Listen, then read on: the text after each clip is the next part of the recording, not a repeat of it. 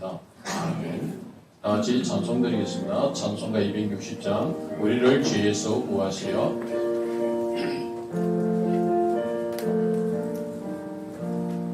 우리를 죄에서 구하시려 주 예수 십자가 지셨으니 기쁘게 부르세 할렐루야. 나 구원 얻었네. 찬송하세 찬송하세 주님 나를 구하셨네.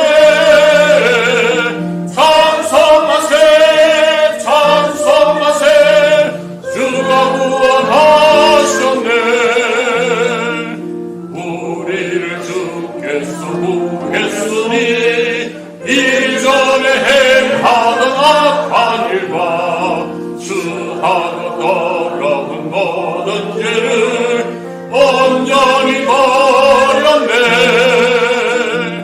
찬송하세 찬송하세 주님 나를 구하셨네.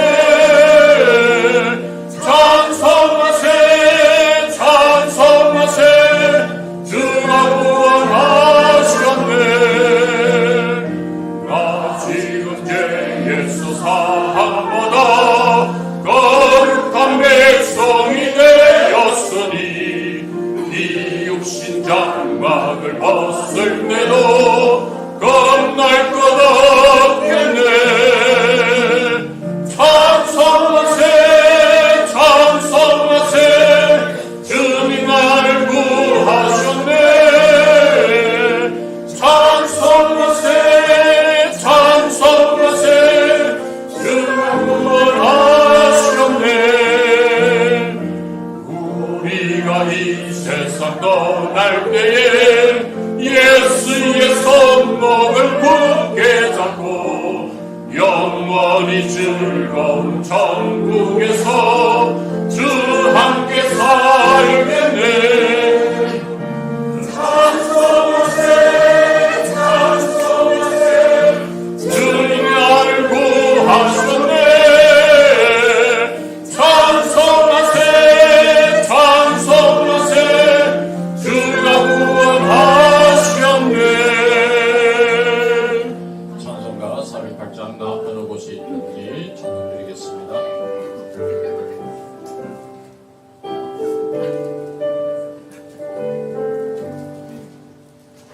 어느 곳에 있든지 늘 마음이 편하다.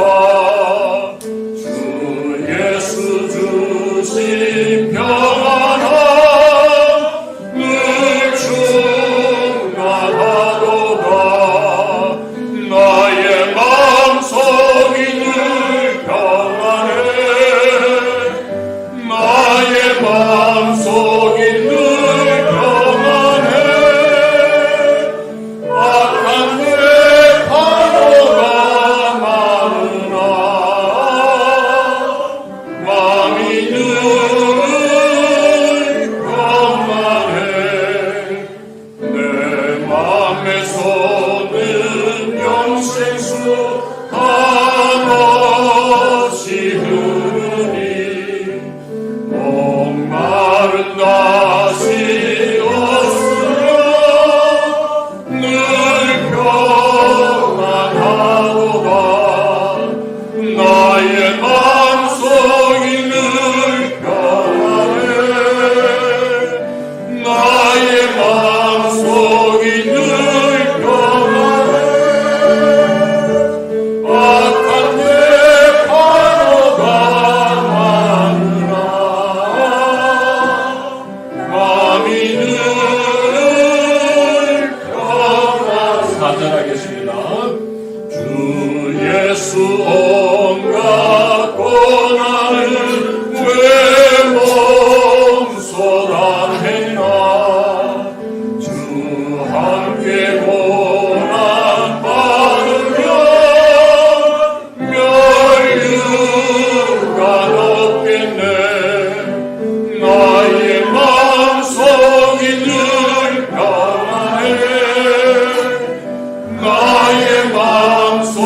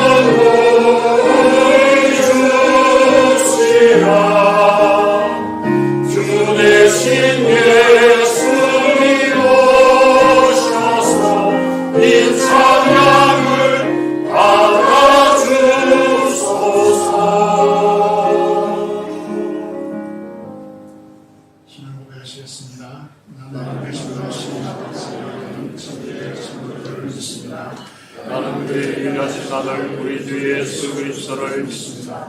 그는 성령으로 잉태되어 동정녀 마리아에게서 나시고 본디오 빌라도에게 고난을 받아 십자가에 못 박혀 죽었시고 장사된 지 사흘 만에 죽은 자 가운데서 다시 살아나셨으나 하늘에 오르시어 전능하신 아버지 하나님 편에 앉아 계시다.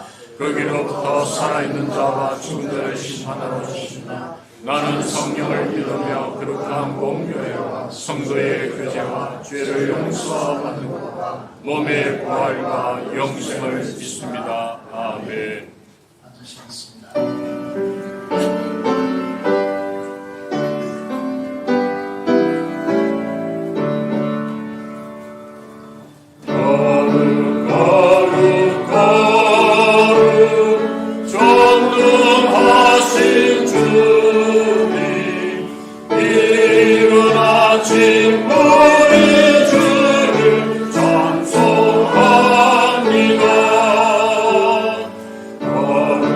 거룩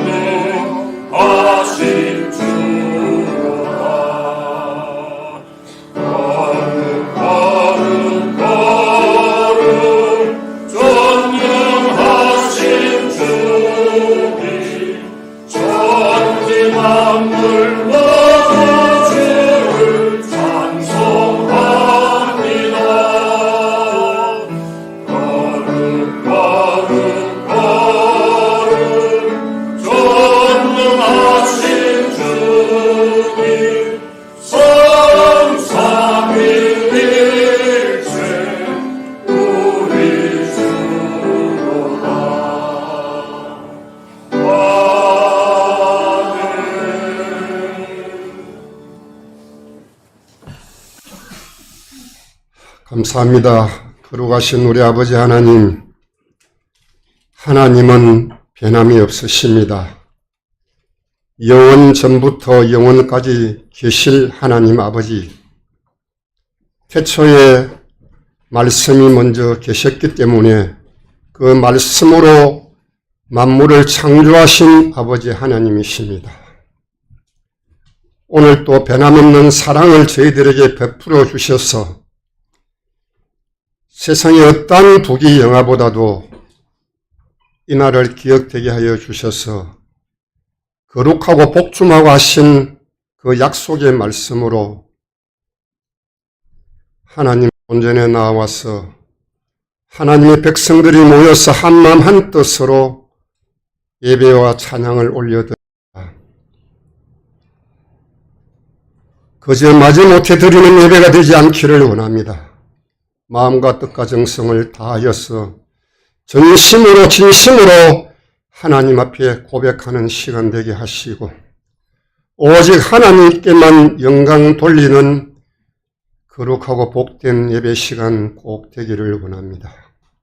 허물과 죄로 죽을 수밖에 없었던 저희들이었습니다. 하나님께서 독생자를 보내주셔서 우리를 살려주셨습니다. 구원의 통로가 되게 하여 주셨습니다. 교회를 세워서 이곳에 나와 예배드리게 하시고 애통하게 하시고 위로받게 하시고 응답을 받게 하여 주신 만군의 여호와 우리 아버지 하나님, 지금도 살아계십니다. 지금도 일하고 계십니다. 하나님을 아바 아버지라고 부르면서 찾을 줄을 모르고 구할 줄을 모르는 저희들의 이 무지함을 용서하여 주시기를 원합니다. 구하면 주실 것이고 두드리면 열릴 것이고 찾으면 찾으리라고 말씀하셨는데도 우리는 그 말씀과 멀리하고 있습니다.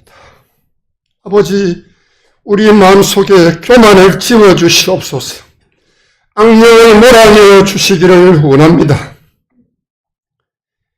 이스라엘이 그랬습니다. 유다가 그랬습니다. 이 나라 이 민족이 그랬습니다. 1945년 8월 15일로 인해서 일본 치하에서 36년 동안 노예 생활을 했던 민족이었습니다. 이스라엘이 바벨론에 끌려가서 아버지 하나님 유다가 70년 동안 생활을 했습니다. 마음을 감독시키시는 이도 하나님이시고 열방의 왕들을 세워가시는 이도 하나님이신 줄로 믿습니다. 아버지 하나님 고레스의 왕의 마음에 감동을 시켜서 포로 기한 있게 하여 주셨습니다. 그로 인해 아버지 하나님 에스라를 그곳에 보내주셔서 예루살렘을 복원하는 데 앞장서게 하여 주셨습니다. 느헤미야를 보내주셨습니다. 말씀을 선포하게 하여 주셨습니다. 이 나라 이 땅이 해방을 통하여서 많은 교회들이 다시금 회복된 길로 들어서게 하여 주셨고 거기에 빠지지 않게 적은 교회를 세워주셔서 우상 숭배하던 교회를 회복시키고 새로운 성전을 지어서 하나님 앞에 회개하는 마음으로 예배를 드렸습니다. 기억하여 주시기를 원합니다. 노예 생활할 때는 헐벗고 굶주려서 필요한 양이 없던 이 나라 인족이었습니다. 1년에 모욕 2번이 만족하였습니다. 아버지 하나님 입을 옷이 없었고 씻을 비누가 없었던 시절에 흙이진 배를 아버지 하나님 움켜쥐고 상가들로 나와서 풀뿌리를 캐먹던 시절이 있었고 소나무 껍질을 벗겨서 흙이진 배를 떼올 때가 있었던 나라가 민족이었습니다. 이 나라가 기독교를 통해서 하나님 나라를 세워가며 있어서 열국을 행하여 200여 나라 가운데 10가지 손가락 안에 드는 부궁한 나라로 회복시켜 주셨습니다. 도움받는 나라에서 이제는 열국을 행하여 선교에 앞장서고 있고 아버지 하나님 후진을 돕는 나라가 되었습니다. 그런데 이 나라는 지하기 정수리까지 차고 넘치고 있습니다. 우리의 허물과 이 땅의 허물이 하늘을 찌르고 있습니다. 교회가 앞장서지 않고는 아버지 하나님 회복할 길이 없는 줄로 믿습니다. 우리를 통하여 사용하여 주시기를 원합니다. 애통한 마음으로 밤낮 엎드려 기도하는 민족이 되게 하시고 나라가 될 수 있도록 불쌍히 여겨주시기를 원합니다. 죄를 뒤집어 쓰지 않더라도 아버지 굵은 벼옷을 입지 않더라도 애통하는 아버지 주의 백성들이 있기에 이 나라가 지금까지 지태해 온 것을 믿습니다. 믿음의 확신을 가지고 주의 재단에서 부러지는 주의 종들을 통하여서 말씀이 선포되어질 때마다 모든 민족과 주의 나라 백성들이 거듭나게 도와주시기를 원합니다. 불쌍히 여겨주시옵소서. 인구는 급감하고 있습니다. 아버지 하나님 절벽으로 떨어지고 있습니다. 현장에서는 일 소리 없어 외국인들을 채용하는 일이 지금 아버지 하나님 50%가 넘어가고 있습니다. 어찌할꼬 하는 나라와 민족이 보이지 않습니다. 정치 이정자들을 불쌍히 여겨주시옵소서. 왕들을 세워가시는 이도 하나님이시고 흩으시는 이도 하나님이시라고 하셨습니다. 이 끝에서 저 끝까지 흩을 수도 있고 모을 수도 있는 아버지 하나님의 능력을 믿게 하여 주셔서 각 교회들이 일어나게 도와주시기를 원합니다. 성서수자라는 명분을 내세워서 동성애가 합법화되는 나라가 되어버렸습니다.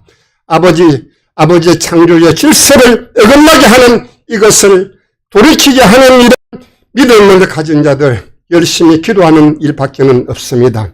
땅끝까지 복음을 전하라고 하신 그 수가 충족될 때에 내일이 될지 모레가 될지 우리는 알 수가 없습니다. 하나님께서는 천년이 하루 같고 하루가 천년 같다고 하셨습니다.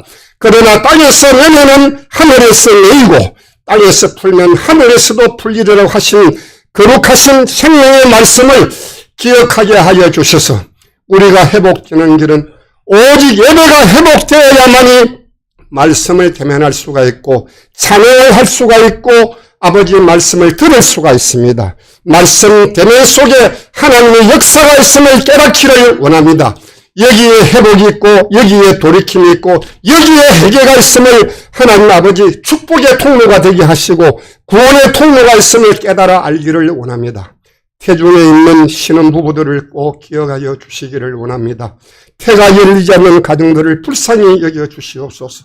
아버지의 가정의 소중함은 절실히 아버지 경험하지 못하고는 깨달을 수가 없사오니 결혼 정년기에 있는 우리 교회에 속해 있는 청년들을 불쌍히 여겨주시고 긍휼히 여겨주시어서 좋은 배필들, 특별히 믿음을 가진 자들을 배필로 허락하여 주시기를 간절히 원합니다. 아버지 태의 열매는 하나님이 이 땅에서 가장 귀한 상급이라고 했습니다. 자식인 주님이 주신 기업이라고 하신 귀한 말씀을 기업을 해보지 않고는 알 수가 없습니다. 자식을 두지 않고는 가정의 행복을 깨달을 수가 없고 경험할 수가 없사오니 불쌍히 여겨주시어서 태를 열리게 하시고 아버지 하나님 다자녀의 가정을 가질 수 있는 적은 부산교회 성도들이 될 수 있도록 자녀의 축복을 허락하여 주시고 하늘 문을 열어주시기를 원합니다. 이 시간 처음 나온 심령들이 있다면 불쌍히 여겨주시옵소서. 하나님을 만나는 시간이 되기를 원합니다. 하나님의 음성을 들을 때 깨달음이 있기를 원합니다. 감동이 있기를 원합니다. 성령에 지배하여서 지배를 받게 하시고 이 땅에서 남은 삶의 주의 영광을 위해서 헌신한 귀한 삶 되게 하여 주심으로 먼저 된 자가 나중되고 나중된 자가 먼저 된다는 진리의 말씀을 선포하게 도와주시기를 원합니다. 목사님을 저단에 세우셨습니다.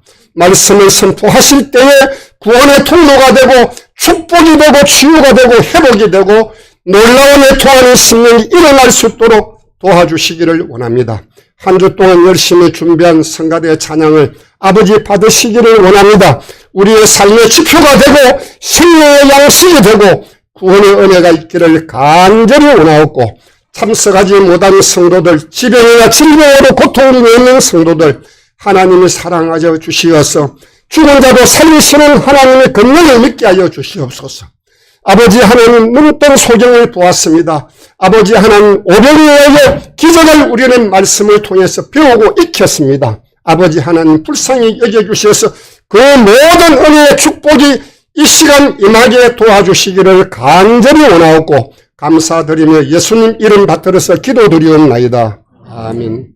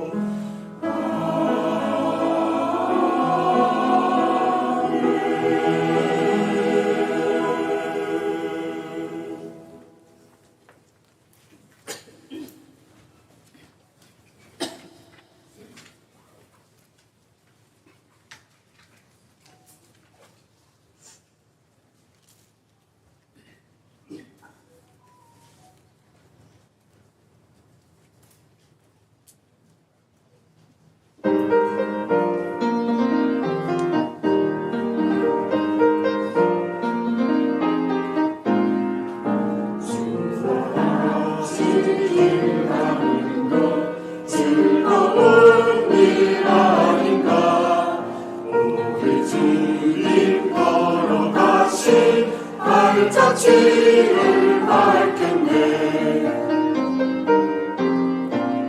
어린아이 같은 우리 미련하고 약하나 주의 손에 이끌리려 생명길로 가겠네.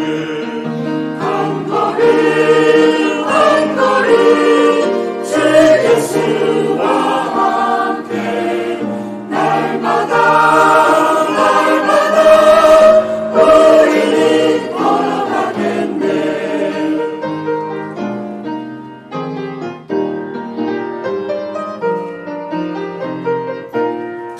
오직 비는 들판이야 험한 골짜기라도 주가 인도하는 대로 주와 같이 가겠네.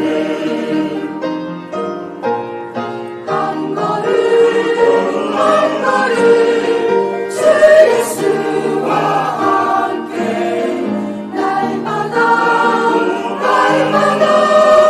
우리는 걸어가겠네.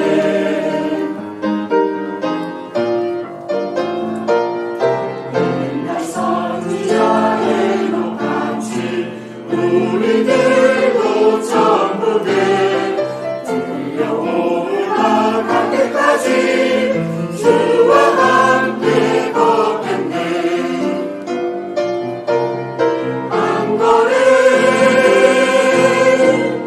한 걸음 주 예수와 함께 날마다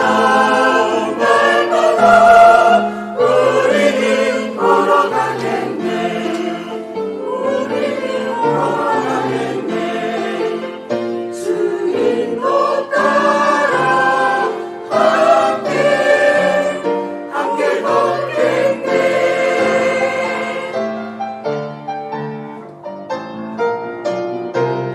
주와 함께. 알겠습니다. 아버지 감사합니다. 하나님께서 우리를 사랑하여 주시고 지난 한 주간을 보호하여 지켜주심을 감사합니다. 이 시간 저에게 찾아오시고 우리를 이들을 함량하셔서 하나님의 성령 충만한 은혜의 시간이 되게 하여 주시고 앞서 우리를 대표하여 간절히 간구한 기도를 하나님께서 연락하여 주시옵소서. 주와 함께 걷는 이 동행의 삶에 에녹과 같이 걸어가겠다라고 고백하게 하심을 감사합니다. 이 찬양을 음량하시고 우리 모두의 믿음의 고백이 되게 하여 주시기를 간절히 소원을 드립니다. 이 시간 주님의 존전 앞에 나와서 하나님께 기도하는 모든 심령의 기도를 하나님께서 연락하여 주시기를 간절히 소원을 드리옵고 오늘 이 시간 주님께서 임하여 주셔서 우리에게 말씀하여 주옵소서. 우리 주 예수 그리스도의 이름으로 기도드리옵나이다. 아멘. 하나님의 말씀입니다. 예레미야 21장입니다. 예레미야 21장 8절에서 10절의 말씀을 함께 보시겠습니다. 구약 성경 1084페이지에 있습니다. 예레미야 21장입니다. 8절에서 10절의 말씀을 보도록 하겠습니다.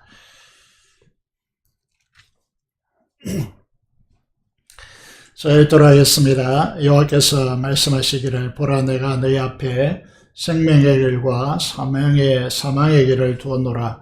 너는 네 백성에게 전하라 하셨느니라. 이 성읍에 사는 자는 칼과 기근과 전염병에 죽으려니와 너희를 에워싼 갈대아인에게 나가서 항복하는 자는 살 것이나 그의 목숨은 전리품같이 되리라. 여호와의 말씀이니라. 내가 나의 얼굴을 이 성읍으로 향함은 복을 내리기 위함이 아니요 화를 내리기 위함이라. 이 성읍이 바벨론 왕의 손에 넘김이 될 것이요 그는 그것을 불사르리라. 이 말씀을 봤습니다. 오늘은 본문을 통해서 생명의 길과 사망의 길이라고 하는 제목으로 하나님의 말씀을 선포하겠습니다. 깊이 깨닫는 지혜와 하나님의 은총이 오늘 예배드리는 여러분에게 넘치기를 기도합니다. 21장 1절부터 다 읽어야 되는데 읽지 못했습니다. 보면 시드기야 왕이 에레미야에게 사람을 보내고 있습니다. 국가에 중요한 일이 이제 일어나고 있음을 짐작해야 하는 것이죠. 시대기야 왕은 누구일까요? 우리나라도 1910년도에 한일 합방이 이루어졌습니다. 조선의 마지막 왕은 누구였습니까? 잘 아시는 대로 순종이었죠. 에레미야 성경을 이제 이해하는데 좀 어렵다라고 느끼는 분들이 있을 것 같습니다. 이제 에레미야 선지자를 이해하기 위해서 이제 유다의 마지막 20년간의 왕들을 이제 이해할 필요가 있을 것 같습니다. 요시아부터 시작하는 이유는 요시아 왕이 마지막 기회라고 할 수 있는 종교 개혁을 단행했기 때문입니다. 이제 요시아 왕이 바알과 아세라 우상을 제거하고 하나님의 말씀 율법에 헌신하도록 하는 종교 개혁을 단행합니다. 그렇지만은 백성들이 저항했습니다. 바알과 아세라 숭배를 놓지 않았던 것이죠. 하나님께서 수많은 선지자들을 보내서 바알과 아세라 숭배에서 떠나 하나님의 말씀으로 돌아오라고 눈물로 호소합니다. 하지만 유다는 돌아서지 않았습니다. 그래서 하나님은 바벨론이라고 하는 나라를 유다를 징계하는 채찍으로 사용하시는 것이죠. 당시 세계 패권을 쥐고 있는 나라는 이제 애국과 이집트이죠. 아수르였습니다. 아수르 사네립이 파죽지세로 나라들을 정복하고 이스라엘을 패망시켰습니다. 그리고 유다를 집어삼키려다 실패하는데 그 이유는 교만하여서 하나님을 모독했기 때문입니다. 아수르의 왕 사네립이 하룻밤에 군사 18만 5천을 잃게 되었습니다. 그래서 군사를 다 잃었기 때문에 돌아갈 수밖에 없었고 아수르로 돌아갔지만은 그리고 그들의 섬기는 성전, 신의 성전에 숨어 있었지만 아들들이 끄집어내서 살해함으로써 이제 사네립의 왕위가 끝납니다. 이 교만의 신성 모독은 아수르를 파멸로 몰고 갑니다. 여기에 사용된 나라가 바벨론입니다. 바벨론은 기울어져가는 아수르를 침공하게 되어지죠. 그래서 유브라데 강 위쪽에 있는 갈그미스에서 1차, 2차 갈그미스 전투가 벌어지게 되는 것이죠. 바벨론이 아수르를 정복한다면 어떻게 세계 정세는 바뀔까요? 이제 남방의 강국인 애굽이 올 때는 아수르가 패망하면 안 된다라고 국제 정세 판단을 한 것입니다. 그래서 이집트 애굽의 바로 왕은 이제 아수르와 연합하여서 이제 유브라데 티그리스 강 오른쪽 밑에 있는 바벨론의 신흥 강국의 확장을 막기 위해서 아수르를 살려야 된다고 생각하고 바로 왕 느고는 군대를 이끌고 갈그미스로 긴 원정을 떠나는 것이죠. 이때 유다 왕이 누굽니까? 요시아 왕입니다. 요시아는 북왕국 이스라엘을 패망시키고 남왕국 유다 전역을 다 점령하고 그리고 예루살렘은 정복하지 못한 채 돌아갔지만 여전히 이제 원수의 나라이죠. 그래서 이 나라를 도우려고 가는 이 애국왕 바로 느고의 군대를 이제 이게 이 지역이 먹기도인데 먹기도는 전략 군사 요충 지대입니다. 그곳에 한쪽으로 몰리기 때문에 핵국이기 때문에 이곳에서 이제 애굽의 군대를 막다가 젊은 나이에 너무나 아깝게 이스라엘 역사의 선악인데 너무나 아깝게 죽음을 전사하게 되었습니다. 젊은 나이에 죽은 것이죠. 전사한 후에 이제 요시아의 첫째 아들이 이제 살룸인데 이 첫째 아들을 이제 애굽이 왕으로 삼습니다. 그가 이제 살룸이라고 하는 요시아의 첫째 아들이 왕위로 등극하여서 그 왕의 이름을 여호아스라고 그렇게 부릅니다. 이렇게 부르는 이유는 우리 역사에서 잘 이해되죠. 세종대왕이라고 부르는데 세종대왕의 원래 이름은 무엇입니까? 이도이지 않습니까? 그래서 그를 이제 왕이 올랐을 때 세종대왕이라고 부르는 같이 왕의 칭호가 이제 달라지는 것이죠. 그런데 3개월 만에 끝납니다. 3개월 만에 끝나는 것은 요아스가 이제 이게 이제 애굽으로 끌려가고 요야김이 요시아의 둘째 아들입니다. 요야김이 이제 왕위로 오르게 되는 것입니다. 요야김은 이제 애굽의 막강한 조공을 바쳐야 했습니다. 애굽이 세웠기 때문이죠. 그리고 막강한 이제 종을 바친다는 것은 유다 백성들이 엄청난 세금을 내야 하는 문제가 되는 것이죠. 그런데 이 힘든 상황 속에서 요야김 왕은 11년 동안 통치하게 되는데 그가 이제 제국의 영향을 받아서 애굽이나 또 아수르나 또 바벨론의 영향을 받아서 왕위를 높이고자 했습니다. 그래서 그는 화려한 초호와 왕궁을 짓고자 했습니다. 그 상징물이 무엇일까요? 22장에 보면, 예레미야 22장에 보시면 이제 왕궁을 엄청나게 크게 짓고자 했습니다. 그래서 상징적인 이제 것이 뭐냐면 넓은 다락방이라고 되어 있습니다. 다락방은 이처럼 복층 구조 있지 않습니까? 다락방이 넓으면 그 밑에는 얼마나 넓어야 되겠습니까? 그래서 엄청난 규모로 이제 짐작하게 되어집니다. 그리고 그 당시에는 정말 일반 사람들이 이제 이런 건축 자재를 사용할 수 없는 최고급 건축 자재가 100가지 향기가 나는 이제 나무다. 이래서 백향목이죠. 백향목과 그리고 그 당시에 할 수 없는 붉은 칠, 이제 붉은 칠을 칠하는 이런 이제 왕궁을 건설합니다.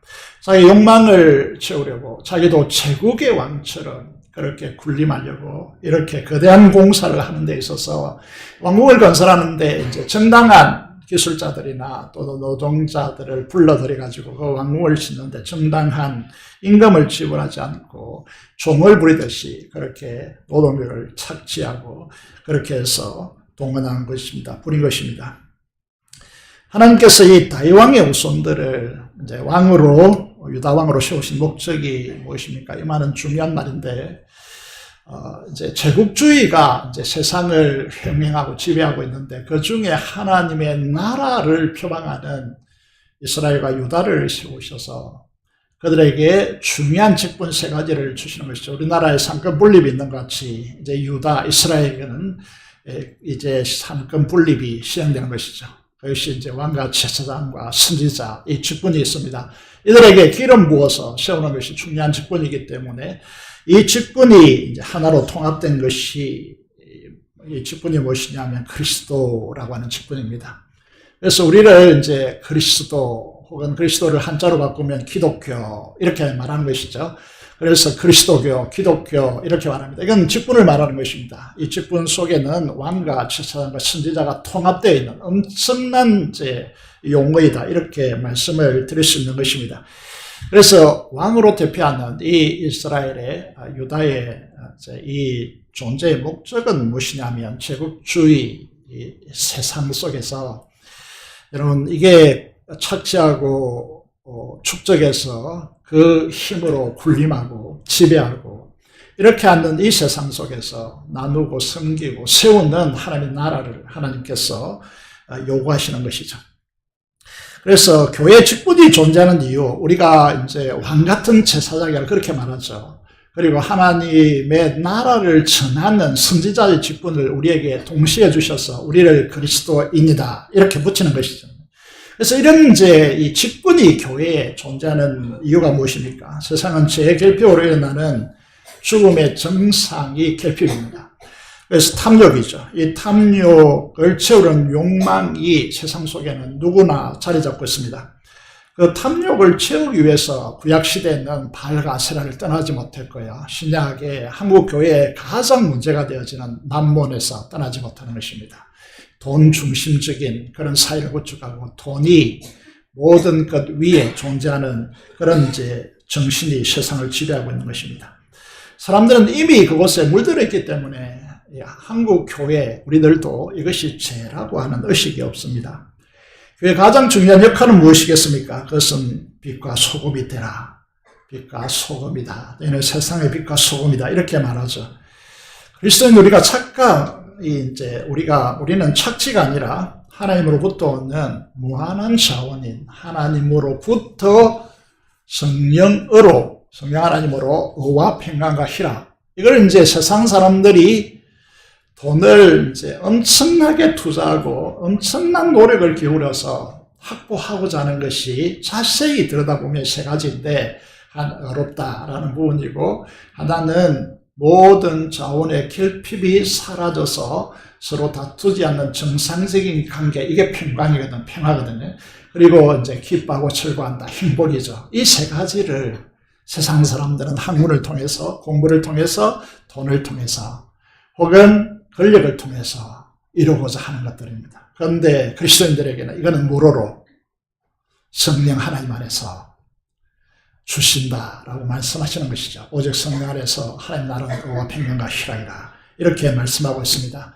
그래서 이 무한한 자원으로 공급되어지는 하나님의 이 자원을 공급받아서 죄의 결핍 가운데 헤매이고 있는, 허덕이고 있는 사람들에게 세상을 부러워하는 것이 아니고 이 세 가지를 나누어주라고 우리를 이 세상에 존재케 하는 것입니다.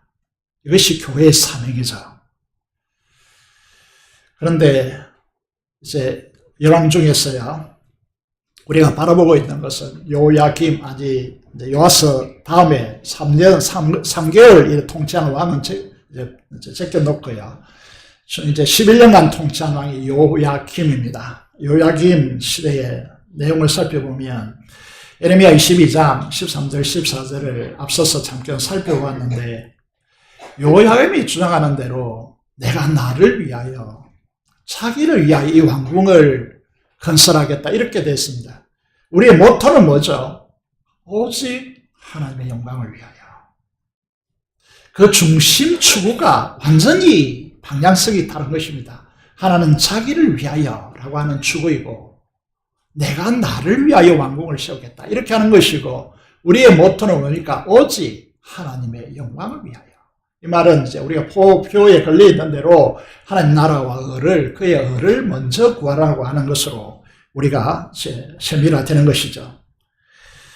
그래서 우리가 이제 하늘의 무한한 자원을 공급받아서 의와 평강과 희락으로 세상을 섬김으로 죄악의 어둠을 밝히고 탐욕에 물들어 있는 그런 삶을 살지 않아도 우리에게 행복이 온다라고 하는 삶을 우리가 가져다 줘야 되는데, 교회가 세상의 만몬을 부러워하고 그들을 부러워하면서 그들 앞에 굽신거리고 굴복한다면 이제 이거는 교회의 바벨론 포로, 세상의 포로가 되는 것이다, 이렇게 말씀을 드릴 수 있습니다.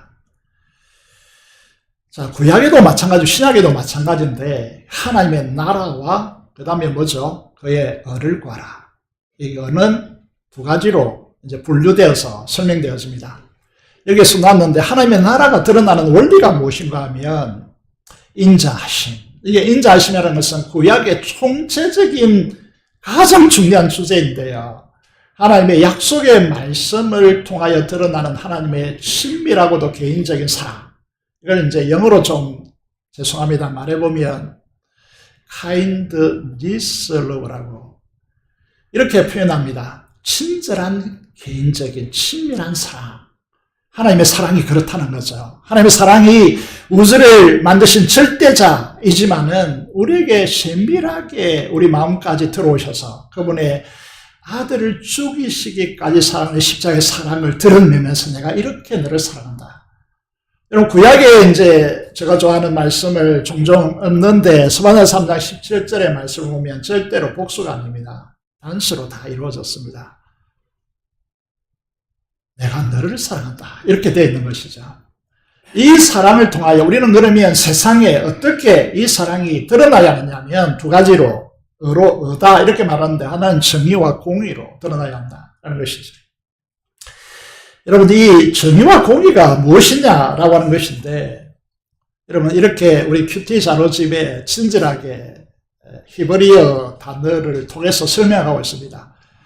이 정의라고 하는 이 히브리어는요, 약자를 억누르는 구조의 정상화. 이게 이제 좀 말이 어렵죠. 그래서 그림을 그립니다. 성경에서는 사자가 어린 양과 함께 뒹구는 나라. 이걸 이제 우리에게 보여주는 거죠. 그래서 여러분, 미약하고 약하고 이방인되고 이제 홀로 된 여인들, 가난한 자, 이런 자들을 강한 자가 착취하고 그들을 빼앗아서 자기 것으로 삼고 그를 노예화하는 이런 구조가 아니고 그들을 철저히 살려내는 이런 것을 정의라고 그렇게 말합니다. 우리 국가적으로 오늘날 국가적으로 생각해 보면 가장 정의가 실현되어야 될 곳이 어디죠? 재판입니다. 재판. 이 재판이 왜곡된다. 이는 국가가 끝이 났다는 의미죠. 공의라고 하는 것은 이제 어떤 의미냐면 하나님이 우리를 헤아리듯이 형제와 이웃의 사정을 공감하는 것 이렇게 설명을 해놓는데 이게 무슨 말이냐 하면 하나님께서 우리를 어떻게 헤아렸습니까? 피조물인데 하나님께서 아들을 피조물 인간이 되게 하셔서 십자가에 지옥의 형벌을 받게 하시고 그 생명의 대가를 지불하시고 우리를 살리신 이 헤아림, 이 공감 이게 공의라는 것입니다. 공의가 여러분 우리가 생각할 때 거기는 이제 정의의 칼날을 날리는 것이 공의라고 생각하는데 전혀 그렇지 않다는 사실을 우리에게 말씀하고 있는 것이죠. 여러분 이 요야김이 어떻게 합니까? 이걸 쳐버립니다. 이스라엘이 이걸 쳐버린다는 것이죠. 그래서 이제 유다의 마지막 왕들 요야김 시대를 좁혀보면요. 이 요야김에 대한 가장 수치스러운 결과를 가져옵니다. 하나님께서 이렇게까지 에레미야를 통하여서 돌아서라고 정의와 공의를 실행하라고 그렇게 했음에도 불구하고 발과 아세라 숭배에서 떠나지 않고 계속해서 이제 바벨론이 어차피 침공하는데 거기에 항복하고 그러면 산다라고 하는데 이 말을 죽으라고 듣지 않다가 이제 이게 결정적인 사건이 어떤 사건이 일어났냐면 이제 바벨론과 이제 애굽 사이에 이 이제 갈등이 일어나자 이 두 사이에 왔다 갔다 하면서 이제 애굽에 결과적으로 붙고 그래서 바벨론이 침공하여서 요야김이 어떻게 됩니까? 이제 성 밖으로 던져집니다. 너무 백성들을 착취했기 때문에 그의 죽음에 대해서 아무도 기뻐하지 않습니다. 슬퍼하지 않습니다. 눈물 흘리지 않습니다. 그리고 여러분 이게 유다 역사에서 보면 아무리 반정이 일어나더라도요. 다윗 왕위를 존중했기 때문에 그의 자녀들이 그 왕위를 잇습니다. 이은다 그죠. 그런데 이 요야김은 무덤에 장사되지 못합니다. 버려집니다. 이는 치욕스러운 죽음이거든요. 그렇게 이제 그의 생애가 그의 왕위가 그렇게 화려하게 왕국을 짓고 탐욕을 가지고 백성들을 착취하고 그렇게 했지만 그 결과는 비참하게 끝나는 것이죠. 이어서 이제 누가 왕이 됩니까? 요야긴이 왕이 되지만은요, 상계열 통치, 바벨론 왕이 주전 601년에 반란이 일어나는데 바벨론에 대한 반란입니다. 그래서 이제 바벨론 느부갓네살이 와서 요야긴을 사로잡고 바벨론으로 끌고 버리고 이때 이제 2차 대대적인 바벨론 포로가 발생하게 되는 것이죠. 그리고는 누구를 세웁니까? 시드기야 왕을 세웁니다. 초기에 시드기야 왕은 왕위에 오르면서요. 이건 이제 이 요야긴의 삼촌이죠. 이제 요시아의 셋째 아들이 왕위로 등극합니다. 너무나 시간이 짧기 때문에요. 그의 이제 자녀로 이렇게 이어올 그런 이제 시간대가 안 되는 것이죠. 그래서 초기에는 바벨론 친화 정책을 씁니다. 그런데 바벨론이 애굽을 침공하지만 승리하지 못하고 정복하지 못합니다. 여러분 이게 이제 바벨론이 엄청난 세력이 커졌는데 애굽을 쉽게 삼킬 것이라고 보고 애굽을 침공하지만은 애굽을 집어삼키지 못합니다. 그래서 시드기야가 어떻게 판단합니까? 정통적인 우방국에 붙는 것이죠. 그래서 이제 오늘 본문의 11장에 바벨론이 가만히 있겠습니까? 비록 애굽은 강력하기 때문에 정복하지 못했지만 약속 국가로 갈 수 있는 이 유다가 바벨론을 배반했다. 이는 가만둘 수 없는 것이죠. 그래서 침공이 시작되었습니다. 이게 588년에 시작되는 것이죠. 여기에서 시드기야가 에레미야에게 기도를 요청하는, 접근을 보내서 기도를 요청하는 것입니다. 그래서 그게 이제 오늘 에레미야 21장 2절에 나타나 있습니다. 바벨론 침공하는 이 위기에서 하나님을 도우심을 받고자 이제 하는 것이죠. 하나님께서 여기에 어떻게 말씀하고 있습니까?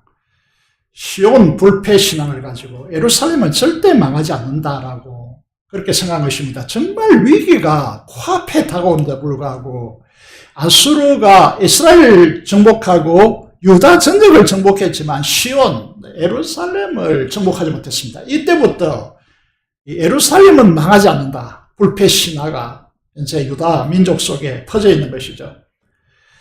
그래서 이제 이 아세라 숭배, 바알 아세라 숭배에서 떠나지 않는 것입니다. 여기에 대해서 하나님께서 어떻게 하십니까? 5절에 보시면요. 대노하십니다. 하나님이 진노하십니다. 하나님이 분노로 심판을 심판하십니다. 그리고 너희를 하나님께서 친히 칠 것이라고 그렇게 말씀하고 있다는 것이죠. 여러분, 우리가 이제 세상 역사를 보면 국제 정세 속에서 바벨론이 침공하는 것 같이 보이지만 우리가 읽는 역사는 전혀 다른 역사이죠. 하나님께서 직접 바벨론의 손을 빌어서 이 유다를 치겠다 이렇게 말씀하시는 것입니다. 이게 신앙적으로 보는 역사관입니다. 우리가 지난 3, 40년간 조교회가 착각한 것이 무엇입니까? 하나님은 사랑의 하나님이시지. 오늘 본문에 등장하는 대로 이건 구약의 하나님이시고 진노와 분노와 대노로 우리를 치는 하나님이 아니시다라고 가르쳤습니다. 그 결과가 무엇입니까?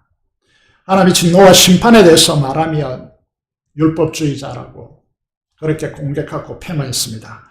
심지어 이렇게 말하면 당신은 복음을 모르는 사람이다 이렇게까지 했습니다. 하나님이 그들은 구약 백성들을 보십시오. 그들은 성미 없는 식으로 가득 차 있고 불패시나 예루살렘 시온은 망하지 않는다. 우리가 아무리 무슨 짓을 하더라도 바알 아세라를 섬기더라도 우리는 망하지 않는다. 이 의식 속에 가득 차 있은 것입니다. 오늘 우리도 마찬가지. 한 번 구원은 영원한 구원이다. 미명 아래서 우리는 어떤 생활을 하고 있습니까? 하나님께서 직접 시온 불패 신화에 빠져있는 바알 아세라를 떠나지 못하는, 우리로 말하면 만몬주의에서 벗어나지 못하는 구약 교회를 향하여 칼을 뺐습니다. 칼을 빼신다는 거죠. 마지막 칼을 뺐습니다. 시드기야는 이 바벨론의 침공의 위기를 감지하고 더 이상 방법이 없다는 것을 그도 압니다. 그래서 공개적으로 하지 못하고 비밀리에 최측근 두 사람을 에레미야에게 보냅니다. 그동안 왕과 제사장과 선지자들과 지도층들은 에레미야에게 어떻게 했습니까? 바벨론 침공과 유다의 패망을 선포하는 에레미야를 향하여서 매궁도라고. 아니, 우리가 싸우다가 죽더라도 어떻게 항복을 하느냐는 것이죠. 그런데 하나님께서는 에레미야에게 항복하라고 해서 유다에게 선포하러 가신 것입니다. 이 에레미야를 매궁도로 모아서 죽이려고 했습니다. 에레미야 24장에 보면 성전 총감독, 오늘 등장하는 바술과 다른 이제 사람인데 제사장 바술이 에레미야를 사로잡고 성전 위층에 이제 우리가 이제 옛날에 사극에 보면 목에 나무 이렇게 채우죠. 이제 나무 고랑을 채워서 강림합니다.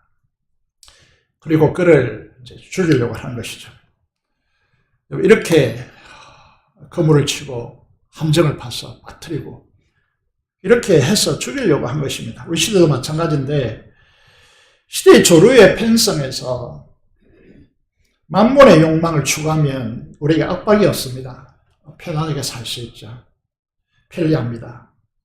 그런데 이 시대도 진리 편에 선다는 것 결단코 쉬운 것이 아니죠. 우리가 잘못해서 수치와 모욕을 당하는 것은 당연히 감당할 우리의 몫입니다. 하지만은 하나님의 길을 행하고 진리를 쫓아 행하는 데 따르는 수치와 압박과 박해와 오해와 모함을 당할 때가 있습니다. 주님은 이 상황에 대해서 어떻게 말씀하십니까? 너희를 박해하는 원수까지도 생각되는 그들을 위해서 미워하지 말고 그들을 사랑하라. 그들을 위해서 기도하라고. 그리고 인내하라고. 원수 갚지 말라고. 원수 갚는 것은 내게 맡기라고. 하나님께서 친히 그것들을 일일이 다 기억하시고 마음에 담으시고 갚아주시리라고 하나님께서 말씀하십니다. 우리가 이 길을 걷는데 따르는 흘리는 눈물 한 방울이라도 주님은 주님의 마음에 담겠다라고 말씀하시고 결과적으로 우리를 죄에서 건져내어서 우리에게 화관을 씌우겠다라고. 그럴 때 우리에게 말할 수 없는 기쁨이 차고 넘치는 것입니다. 이것을 유대인들은 주빌라테 혹은 유빌라테, 카페 이름을 보면 가끔 그런 것이 보이는데요. 그렇게 말씀하고 있습니다. 예레미야를 수치스럽게 했고 박해했고 부끄럽게 했던 대표적인 인물이 누굽니까? 시드기야 왕입니다. 그 시드기야 왕이 그토록 수없는 날들과 시간 속에서 예레미야가 저번에도 말씀드린 것 같이 기울어진 카마 혹은 이제 유브라데 강까지 가서 허리띠를 썩게 만들고 그것을 다시 찾아오는 방식으로 신부를 통해서 또는 질그릇이 만들어지는 거기에 가서 그 질그릇 깨뜨린 그곳에 가서 내가 이렇게 깨뜨림 당할 것이라고 수없이 눈물로 호소했지만은 젖지 않았습니다. 그리고 오히려 박해하고 죽이려고 한 것이죠. 그런데 예레미야 예언대로 바벨론의 침공이 해시화되니까 이 시드기야 왕이 어떻게 합니까? 예레미야에게 비서실장과 총리를 비밀리에 보내가지고 예레미야에게 기도를 요청하는 것이죠. 많은 분들이 그리스도인이라면 기도합니다. 그리고 기도를 요청합니다. 교회의 가장 중요한 기능은 기도하는 것입니다. 그래서 이 본문이 중요하죠. 우리가 아무에게 중보기도 요청을 하지 않습니다. 누구에게 기도해 달라고 요청합니까? 신실한 사람입니다. 하나님 편에 서서 기도로 하나님의 약속을 붙들고 하나님의 역사를 가져오는 기도의 사람에게 기도 부탁을 하는 것이죠. 시드기야가 드디어 예레미야에게 기도를 요청한 것입니다. 이것이 예레미야에게 주는 하나님의 위로입니다. 믿음으로 진리의 길을 걷는 사람에게 주시는 하늘의 위로는 세상의 물질적인 대가가 아닙니다. 맛있는 음식이 아닙니다. 기도의 응답입니다. 우리에게 장로님이 지난 목요일 어깨 인대 수술을 받으셨습니다.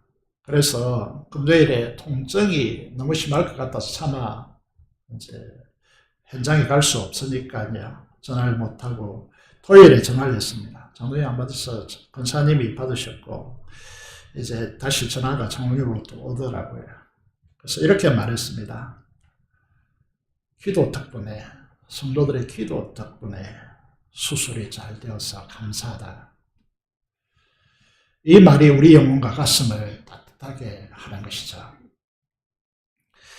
누군가가 여러분을 신뢰하여 기도를 요청하고 그 기도가 응답되었다고 하는 피드백을 듣는 순간 이것보다 더 큰 하늘의 위로와 행복이 어디에 있었겠습니까?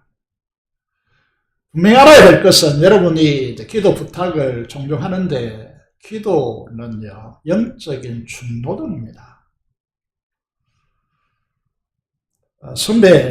우리 선배, 아버지 같은 목사님이 치유 사역을, 능력을 가지셨는데, 어떻게 저에게 말씀하시는가 하면, 그 대상을 위해서 기도하면 그 아픔이 나에게 전달된다. 나에게 이양되게 된다. 이렇게 말씀하셨습니다. 기도는 분명히 영적인 중노동이지만은, 그렇지만 기도는 주님과 동력하는 것이고, 하나님의 역사는 기도를 통하여 움직이십니다. 우리가 참 좋은 교회라는 것은 무엇입니까? 오늘도 광고되겠지만은 기도 응답을 받았다고 감사하면서요. 중보 기도해 주시는 성도님들에게 감사의 표시로 떡과 음료를 내셨습니다. 사랑하는 여러분, 기도를 부탁받는 참 신실한 성도의 자리에 우리 모두가 있기를 바랍니다. 그런 기도의 사람들이 많아질수록 교회는 어떻게 될까요? 신앙은 이론이 아닙니다. 헛상이 아닙니다. 머리에 맴도는 상상물이 아닙니다. 이렇게 되는 교회는 기도가 없는 교회입니다. 기도가 있는 교회는 전혀 다릅니다. 진리가 우리의 삶을 통해 드러나야 그게 진짜이죠. 어떻게 드러납니까? 기도를 통하여 드러납니다. 저는 요즘 행복합니다. 이제 저희 위치가 있어서 이게 많은 목회자들과 다른 교회 장로님들을 많이 만나는데 우리 교회에 일어난 기도의 역사에 대해서 막 자랑하고 싶은 마음이 꿀떡 같습니다. 기도하는 우리 많은 성도들이 있기 때문에 우리 교회가 자랑스럽고 기도하는 여러분, 특히 새벽 기도나 금요 기도회나 기도로 헌신하는 여러분들에게 깊이 감사를 드리고 너무나 자랑스럽고 하나님께 영광을 돌지 않을 수 없습니다. 여러분, 세상에서 사람의 도움에 손길을 내밀어 보십시오. 어떻게 됩니까? 거기는 반드시 대가가 따릅니다. 그렇지 않다 할지라도 관계가 주종관계로 변질되거나 왜곡되는 경우가 너무나 많습니다. 그러나 하나님께 묵묵히 기도해 보십시오. 말씀을 품고 결단하고 살고 힘들더라도 타협하지 않고 그 길을 걸으면서 기도해 보십시오. 그 결과는 전혀 다릅니다. 중보기도의 원칙을 말씀드리기를 원합니다. 중보기도의 원칙이 무엇일까요? 우리 기도를 부탁하고 혹은 기도하는 자들의 마음가짐이 어떠해야 됩니까? 우선 안 좋은 예화가 시드기야를 통해서 드러나고 있습니다. 시드기야를 보면요, 이렇게 나타나고 있습니다. 예레미야에게 이제 채찍건 사람을 보내서 이렇게 말합니다. 청컨대 너는 우리를 위하여 기도하라. 혹시 하나님께서 기적을 행하셔서 우리를 도와주신다면 바벨론 군대가 우리를 떠나리라 라고 그렇게 예레미야에게 요청합니다. 우선 우리가 이 예레미야 입장에서 시드기야 왕의 이 말을 들었다면 여러분 10년 이상을 고통받았는데 쫓기고 박해받고 죽음의 위협 속에서 이제 시드기야의 위협 속에 살았는데 이런 부탁을 하는 이제 이 시드기야의 중보기도 요청을 받았다면 어떤 느낌이 들겠습니까? 이 문구를 딱 보시면 어떤 느낌이 듭니까? 첫째로 기분이 되게 나빴을 것 같습니다.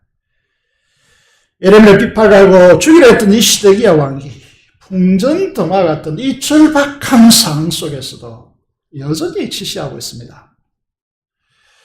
거만함의 교만이 느껴집니다. 왕이 선지자를 하대하는 것이 전달되어 옵니다. 혹시라고 하는 이 말 속에 겸손함과 절박함이 전혀 느껴지지 않습니다. 하나님께서 반드시 행하셔야 하고 그것밖에는 다른 길이 전혀 없다는 간절함이 느껴지지 않습니다. 뭐만 강조되어 있습니까? 정말 위대한 선언을 할 수 있는 히스기야 왕이 선지자 이사야에게 기도 요청을 하고 그리고 그 결과로 아수르 군대 18만 5천 명이 하룻밤에 몰살당하는 이 위대한 결과만 도출하고 거기에 내가 그 자리 히스기야 왕의 반열에 오르고 싶다라고 하는 그 마음만 가득합니다. 여러분, 오늘 우리도 마찬가지죠. 여러분, 예를 들어서 이제 엄청난 부흥을 한 교회를 보는데 그 교회는 반드시 기도가 있습니다. 그 기도가 우리는 이제 금요일에 1시간 반쯤 하지만은 그런 기도는 3시간, 4시간 이렇게 기도합니다. 그런데 그 안에 가정을 우리는 배우려고 하지 않고 그 결과만 보면서 부러워하는 경우들이 많은 것이죠. 오늘 우리도 마찬가지입니다. 이걸 말해서 뭐라고 합니까? 도둑놈 심보라고 하지 않습니까? 그렇게 존경하는 이 기도가 응답되겠습니까? 이 기도 요청이 응답되겠습니까?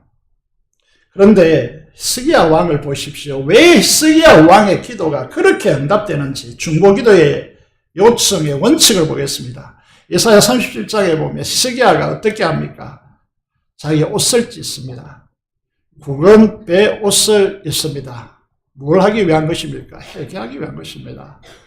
여호와의 전으로 가면서 궁 안에 있는 모든 대신들과 제사장, 많은 제사장이 있지만 그 어른에 해당되는 이 제사장들을 다 모조리 이사야 선지자에게 보냅니다.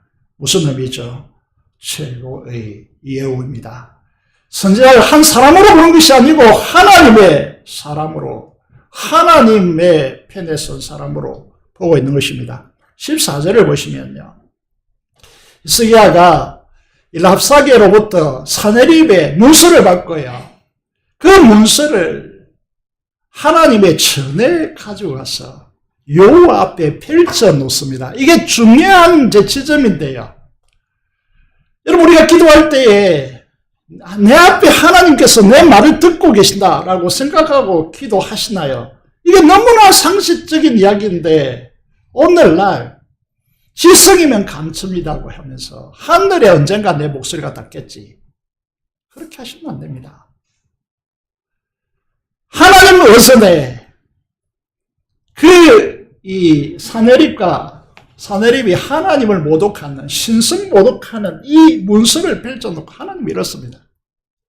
펼쳐놓고 하나님 기도하고, 사네립 저거는 이 바다의 한 물방울도 하나님께는 안 되는데 천하만국의 유일하신 하나님이심을 고백하고 하나님 역사해달라고 기도하겠습니다. 그리고 마지막에 역대하 32장 21절에 보면 히스기야가 어떻게 합니까?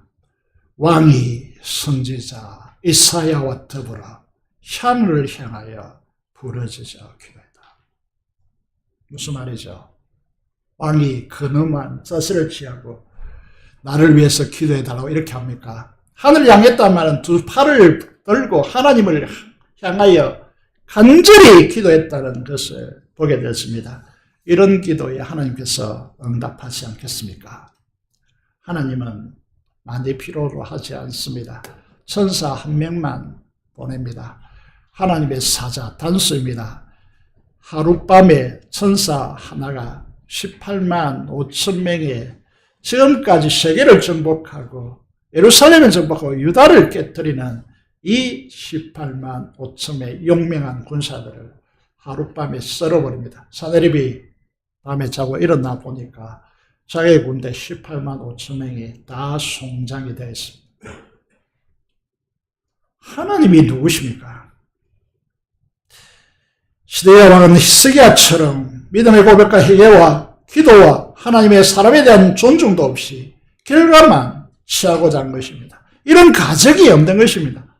하나님을 능멸하다가 다급하다고 하나님께 쫓아오면 하나님께서 그 기도에 응답하시겠습니까?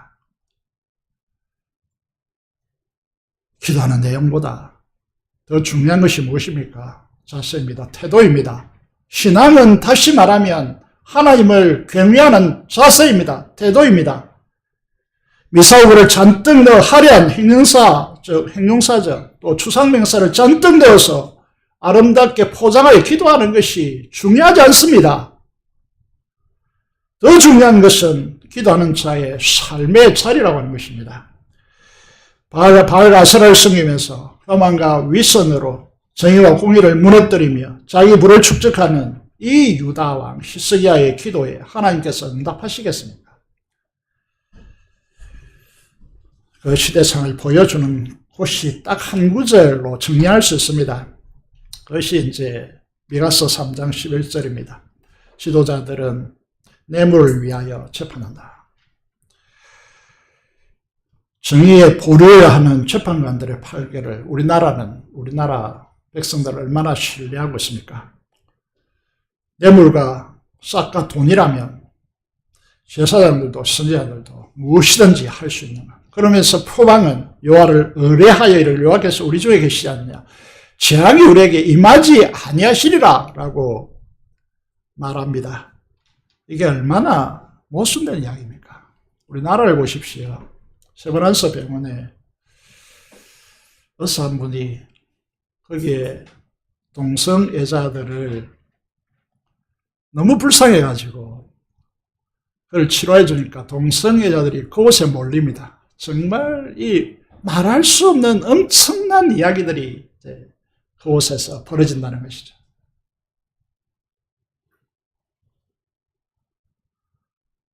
여러분, 마약과 동성애 이 땅에 판을 치고 있지만은 이 문제를 말하면 안 되는 시대입니다.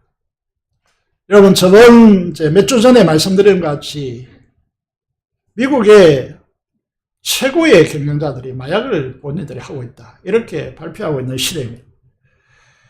정치인들이 표를 얻기 위해서 성소수자 인권 보호라고 미명 아래서 동성애를 말하면 표를 잃습니다. 말할 수 없는 시대가 된 것이죠. 이 땅에서 진리를 쫓아 정의와 공의가 실현되고 있다라고 생각합니까? 여러분, 가장 중요한 표지점으로 삼는 것이 오늘 본문에 등장하고 있습니다. 재판이 왜곡되고 있다. 뇌물 때문에.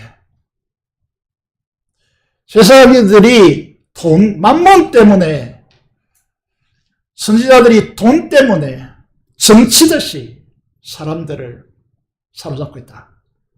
얼마나 많이 좌행되고 있는지 아십니까? 이 시대에서.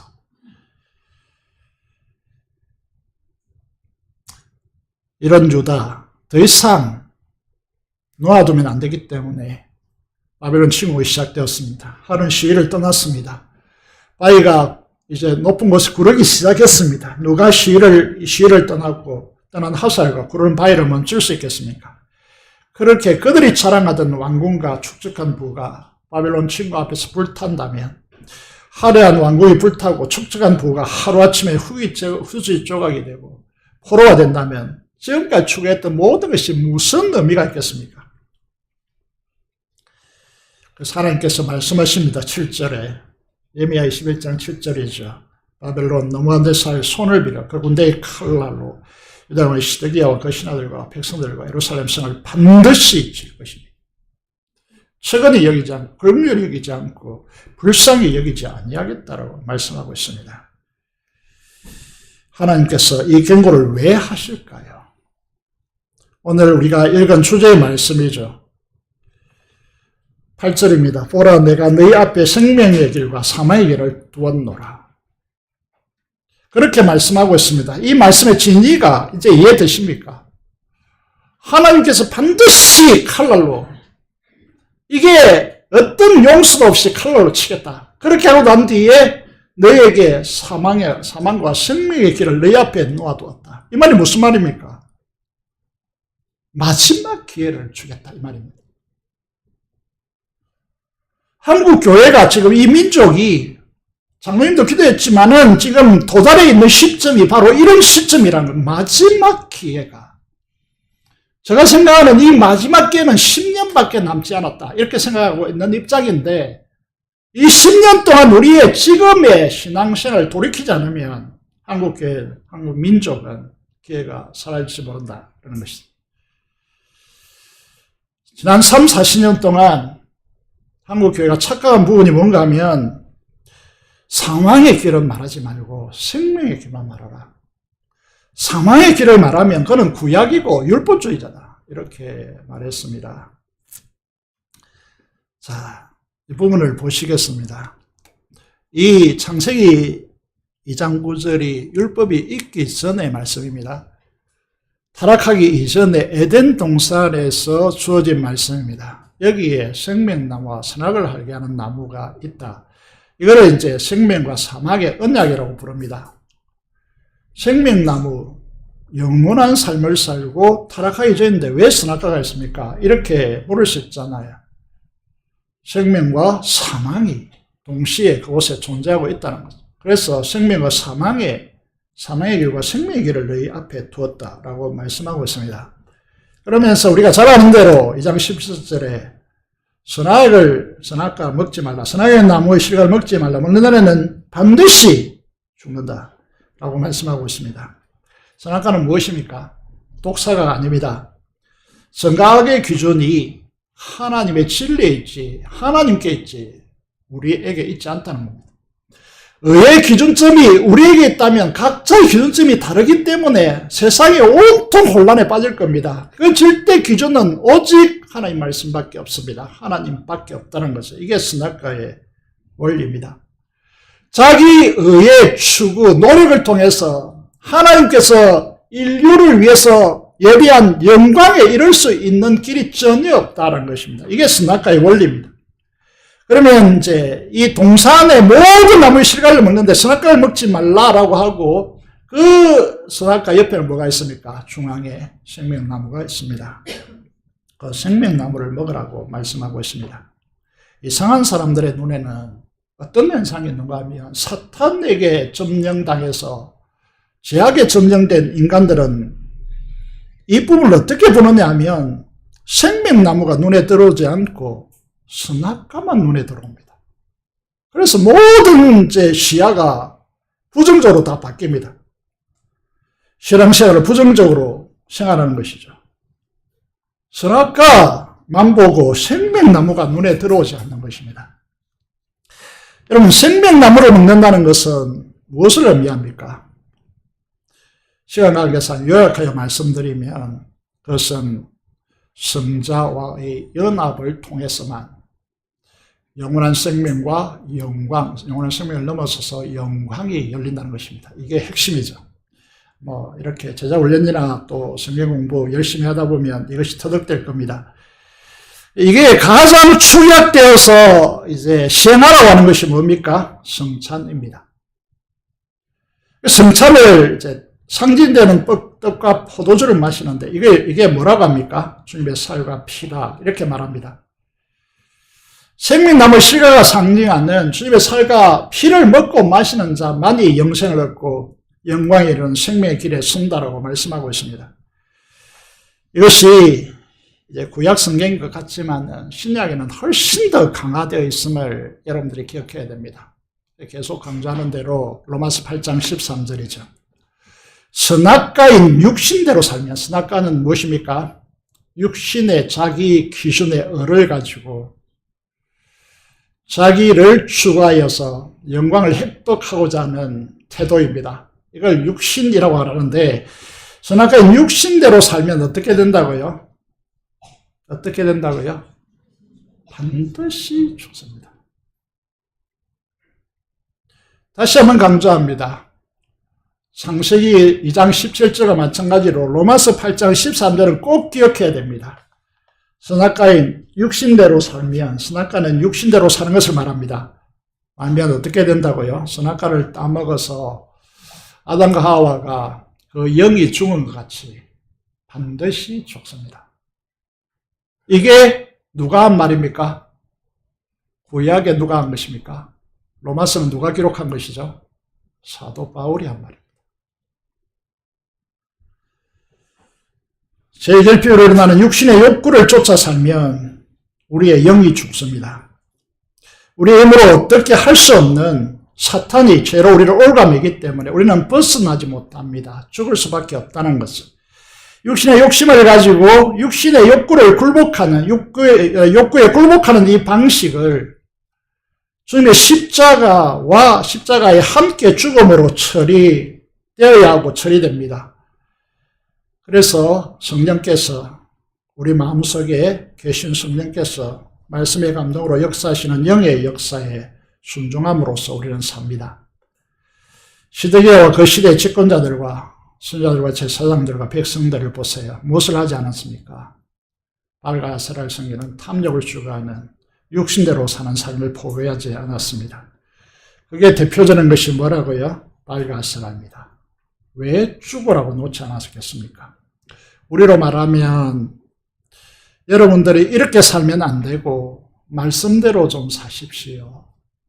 이렇게 하는데 죽으라고 하지 않는 것은 구약 교회와 똑같은 구조라는 것이죠. 건강을 핑계대고 직장을 핑계대고 여러 가지 일들을 핑계대면서 하나님의 말씀과 기도에 하지 않는다면 이건 똑같은 것이죠. 여러분, 본문을 보시면 구약과 신약이 다르다고 착각하시면 안 됩니다. 여러분, 이 이렇게 표현해서 죄송한데 덜 떨어진 목회자들과 신학자들이 복음과 율법을 반대 체계로 놓았습니다. 반대 체계가 아닙니다. 오해하시면 안 됩니다. 칭의에는 율법이 필요 없습니다. 그렇지만 구원받은 이후에 거룩한 삶에는 반드시 하나님의 계명 율법이 필요합니다. 다른 점이 무엇이냐 하면 우리 힘으로 이 계명은 단 하나도 지켜낼 수가 없습니다. 예수님 산상수훈을 보십시오. 어느 뺨을 치며 왼발을 돌려대라고 하는데 가능합니까? 오리로 가자면 십리까지 가주십니까? 재판을 통해서 내 속옷을 취하고자 하면 겉옷까지 기꺼이 벗어줄 수 있습니까? 생리적 본성으로 절대로 불가능한 것입니다. 무엇으로 가능하다고요? 성령 하나님의 역사 안에서만 가능한 것입니다. 이것이 달라진 것인데 작은 차이인 같지만은 본질적인 차이입니다. 정말 결정적인 차이입니다. 다시 말하면 직설적으로 말씀드리면 여러분 안에 성령 하나님이 계시느냐 안 계시느냐 이거는 우리의 생명에 직결된 절대적인 차이입니다. 우리 안에 계신 성령 하나님 역사에 순복하십시오. 이것이 크리스찬입니다. 그리스도인이라는 것이죠. 시드기야 유다는 이 생명의 길을 왜 가지 못했을까요? 그래서 만몬을 끝까지 놓지 않았기 때문입니다. 예레미야 22장 2절에 4절에 보면 생명의 길이 무엇인지 마지막으로 기회를 주십니다. 왕과 신하와 이 왕궁에 들어오는 모든 백성 여호와의 말씀을 들을지니라. 여호와께서 이와 같이 말씀하시되 너희가 말씀드렸습니다. 정의와 공의를 행하며 탈취당한 자를 압박하는 자의 손에서 건지고 약자지요 이방인과 고아와 가부를 압제하거나 학대하지 말고 그곳에 무죄한 피를 흘리지 말라. 그리하면 너희가 참으로 이 말을 준행하며 다윗의 왕의 안절 왕들과 신하들과 백성이 뱀과 말을 타고 이 집 문으로 들어오게 되리라. 여러분, 이 침략당하는 것이 아니라 정복하는 그런 국가로 세우겠다라고 말씀하고 있습니다. 오늘 우리는 어떨까요? 인생 고집과 삶에 습관화된 만문과 탐욕의 사망의 길에서 우리는 왜 돌아서지 않을까요? 왜 시대적 조류에 탑승하면서 술 취한 사회 속에서 만문이 돈이 지배하는 세상 속에서 허덕이고 있을까요? 조교회 민족이 위기라고 아우성치는데 교회와 이 민족이 10년밖에 기회가 없다라고 계속해서 소리치는데 왜 우리는 시드기야의 입장을 교만스럽게 취하고 있을까요? 히스기야의 그 진정한 회개와 눈물의 호소와 하나님 앞에 거룩한 자존심을 걸고 하나님 앞에 손을 들고 하늘 향해 기도하지 않을까요? 우리의 힘으로 제 세력을 이기겠다고 착각하지 마십시오. 절대로 이길 수가 없습니다. 이렇게 살다면 우리 민족도 죽고 조국도 죽는다고 하는데 왜 고집스럽게 거기를 계속하고 있을까요? 주님께서 말씀하십니다. 죽어야 산다. 그래서 주님께서 십자가에 죽으신 것입니다. 사랑하는 재건 부산교회 성도 여러분, 그리고 이 동영상을 통해 말씀을 듣고 있는 여러분, 십자가 사랑하십시오. 주님과 함께 십자가에 죽었음을 고백함으로써 제 세력에서 떠나십시오. 우리 안에 주신 최고의 선물인 성령 하나님의 말씀의 감동의 역사에 굴복하십시오. 그것이 우리를 하나님의 나라의 왕과 제사장과 신지자로서 왕측 제사장으로서 하나님의 통치를 드러내는데 하나님 나라의 풍성함을 드러내는데 그 영광스러운 하나님의 은혜를 이 세상에 전하는 데 사용되는 그런 축복이 우리에게 올 줄로 믿습니다. 이런 성도들이 다 되시기를, 진정한 기도의 사람이 되시기를 성령 충만함으로 말씀에 순종하는 사람이 되시기를 주님의 이름으로 축복드립니다. 기도를 드리겠습니다. 오늘 말씀을 통해서 여러분에게 주신 말씀을 기억하고 하나님 앞에 간절히 기도하기를 원합니다. 민족의 부흥과 통일 파송의 선교사를 위해서 한음성으로 기도하겠습니다. 살아계신 아버지 하나님, 은혜를 감사합니다. 하나님께서 우리를 사랑해 주셨습니다. 은혜를 베풀어 주셨습니다. 하나님, 우리를 불쌍히 여기시고 새롭게 하여 주시고 은혜 위에 은혜를 더하여 주시기를 간절히 손을 드립니다. 민족 부흥과 통일과 파송의 선교사를 위하여 기도합니다. 하나님께서 우리를 축복해 주시고 은혜 위에 은혜를 베풀어 주시옵소서. 감사를 드리며 우리 주 예수 그리스도 이름으로 기도드리옵나이다. 아멘. 찬송가 338장 찬송 드리면서 준비한 대로 응답하도록 하겠습니다.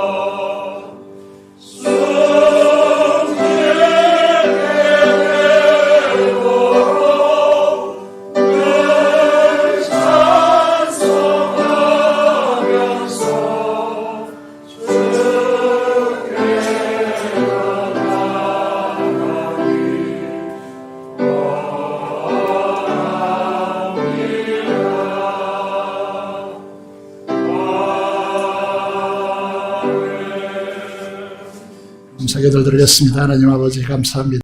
오늘도 저희들에게 오셔서 생명의 길과 사명의 길이 내 앞에 놓여있으니 이 마지막 시대 마지막 기회 속에서 생명의 길을 걸어가라고 하나님 나라와 그 의를 추구하라고 우리에게 명령하십니다. 이 말씀을 부여잡고 생명의 길, 진리의 길, 비록 좁고 힘들고 험난하지만 이 길을 걸어가는 우리 교회 성도들 되어줄 수 있도록 주께서 축복하여 주시옵소서. 하나님의 치유의 권능의 역사와 아버지 하나님 간절히 기도하는 조목조목들의 간구를 하나님께서 들어 응답하여 주시옵소서. 주의 영광과 아버지 하나님 11조 목적금을 따라 헌신하는 주의 자녀들을 기억하여 주시고 하나님 그들이 하는 손길이 하나도 땅에 떨어지지 않고 하나님의 영광을 드러내는 아버지 일들이 되어질 수 있도록 도와주시고 감사로 하나님께 감사드리며 기도하는 모든 기도들이 하나님 앞에 연락되어 하나님 큰 영광 아버지 하나님 드러나는 귀한 헌금들이 되도록 그 기도들이 되도록 역사하여 주시옵소서. 감사를 드리며 우리 주 예수 그리스도의 이름으로 기도드리옵나이다. 아멘.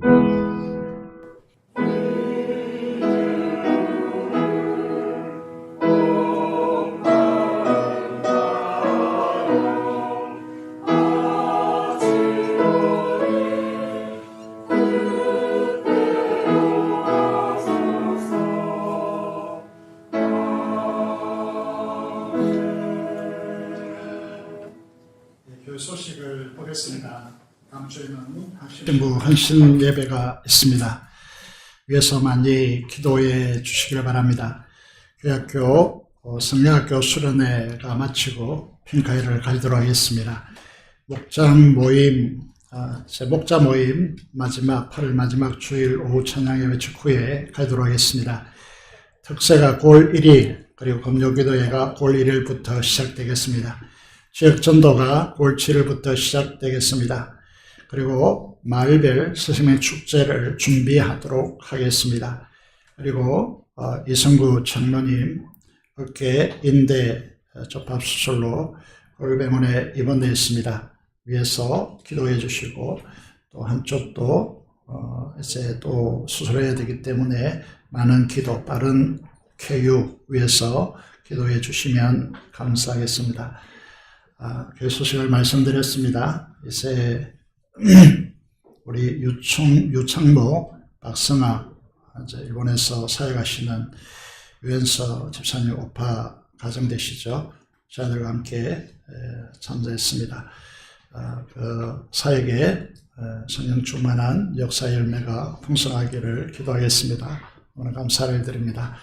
그리고 김태훈 이제 청년 집사님이신데 바쁜 직장 생활 가운데 예배에 참석하게 됐습니다. 감사를 드립니다. 그리고 우리 설교도 잠시 언급되었지만은 우리 오랫동안 기도해 온 부분인데 거제 하나 오션이 자밴더 창원 현대로뎀 납품금 계약 때문에 감사하는 감사가 있습니다. 그리고 오늘 여러분 기도에 감사해서 떡과 음료를 제공하십니다. 그래서 이 기업체들은 관심을 가지시고 많이 기도해 주시면 너무나 감사하겠습니다. 그리고 지난번에 출산 장려금을 이제 우리가 드렸는데 그때 사정에서 오지 못해서 오늘 참석한 가정 전달하는 시간을 가지도록 하겠습니다. 우리 안상은 최한희 집사님 부부 앞으로 모시겠습니다. 딸이죠. 지민이 태어나셔서 감사해 드리겠습니다. 앞으로 나올 때 큰딸 칠 수도 있는데 함께 와서 너무나 감사해 드립니다. 너무나 축하드리고 믿음 안에서 잘 성장하면 좋겠습니다. 기도할 때 기억이 나는데 우리 교회에 태어난 아이들은 기도할 때 너무 조용하고 그래서 너무나 감사를 드립니다. 앞으로 믿음 안에서 아름다운 이제 자녀로 잘 성장해 갔으면 좋겠습니다. 수고하셨습니다. 너무 저희 교회도 감사를 드립니다. 축하드립니다. 감사드립니다. 감사합니다. 다시 한번 큰 박수로 축하해 주시면 감사하겠습니다. 다시 일어나셔서 전송가 2장 전송드리도록 하겠습니다.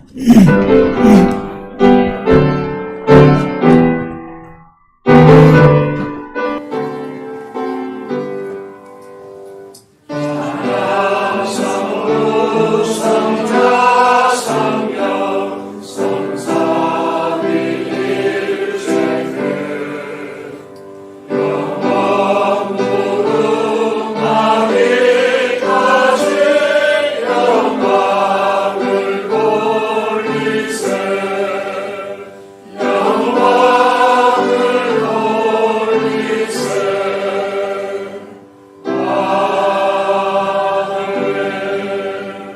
부르겠습니다. 지금 우리 주 예수 그리스도의 은혜와 하나님 아버지의 그 무한하신 사랑하심과 정의가 통충만 감화 금동하심이 오늘 생명의 길을 걸으며 하나님께 영광 돌리기를 다짐하는 사랑하는 성도들의 심령과 가정과 생업 터전 위에 지금부터 영원토록 함께 하시기를 축원합니다. 아멘.